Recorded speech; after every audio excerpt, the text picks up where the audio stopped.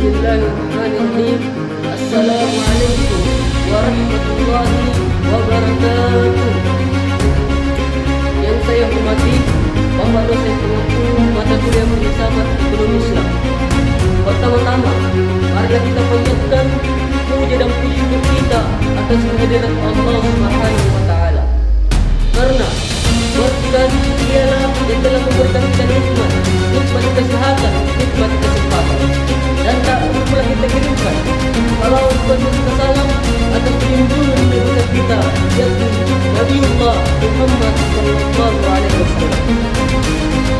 Dan pada kali ini saya ingin membawakan salah satu orang yang berjudul ekonomi digital yang berbasis syariah.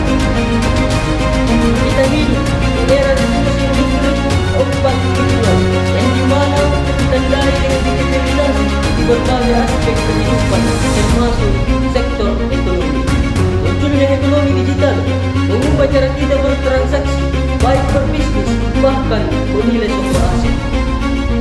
Seperti marketplace, finance, wallet, dan artificial intelligence. Semua ini adalah produk nyata dari ekonomi digital yang dimana hari ini menjadi bagian dari kehidupan kita sehari-hari. Lagi pertanyaannya teman-teman sekalian, di mana terletak atau posisi ekonomi syariah dalam perkara ini?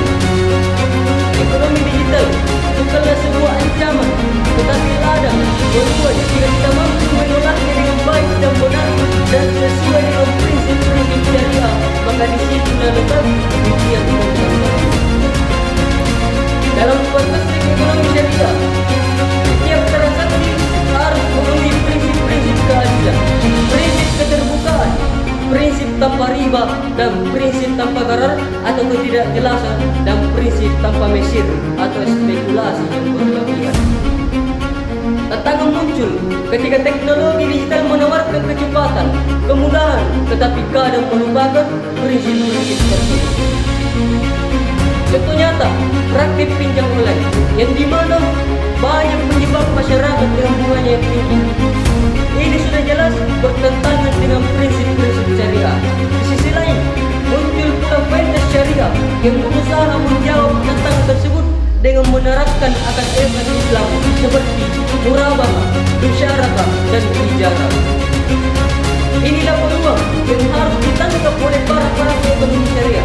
Bagaimana menciptakan inovasi keuangan yang berbasis digital yang adil dan memberdayakan. Kita juga dapat melihat pertumbuhan startup syariah seperti e-commerce halal, platform zakat, dan wakaf digital, bahkan NFT yang berbasis nilai-nilai Islam.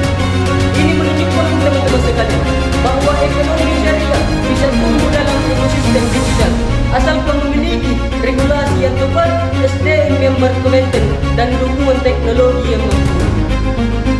Namun kita tidak boleh lengah teman-teman sekalian. Ada beberapa tantangan yang harus kita hadapi. Yang pertama, kurangnya literasi digital syariah di kalangan masyarakat dan para pelaku usaha. Yang kedua, minimnya regulasi khusus yang mengatur ekonomi digital syariah. Dan yang ketiga, ketimpangan akses teknologi terutama di daerah-daerah tertinggal. Dan yang keempat, atau yang tak kalah penting, kurangnya literasi kinerja antar ulama, akademisi, dan praktisi ekonomi. Maka apa solusinya itu semua teman-teman sekalian? Yang pertama, penguatan literasi digital di kalangan kampus, pesantren, dan lembaga pendidikan Islam harus membekali generasi muda, bukan hanya dengan ilmu agama, tapi juga kemampuan teknologi dan interferensi. Yang kedua, regulasi syariah berbasis digital harus diperkuat oleh Dewan Syariah Nasional dan OJK Syariah harus dapat merespon inovasi baru agar tertinggal dari praktisi yang terjadi di lapangan. Yang ketiga, kita butuh kolaborasi antar sektor, antara pemerintah, swasta, dan lembaga keagamaan untuk menciptakan ekosistem ekonomi digital yang berbasis syariah dan inklusif. Ekonomi syariah bukan hanya tentang halal dan haram. Ia adalah sistem yang membawa keadilan, transparansi, dan keberkahan. Dan di era digital ini, ekonomi syariah punya peluang yang emas untuk menjadi solusi alternatif dari sistem kapitalis yang syarat kritis.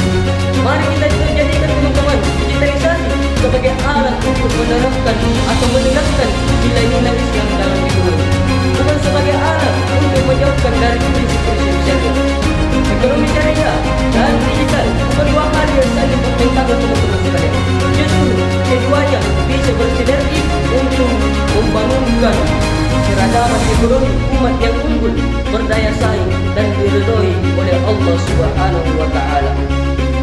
Mungkin sampai di sinilah narasi singkat yang bisa saya sampaikan. Kurang dan lebihnya mohon dimaafkan, dan saya akhiri dengan sebuah ucapan akhirul kalam. Summa wassalamualaikum warahmatullahi wabarakatuh.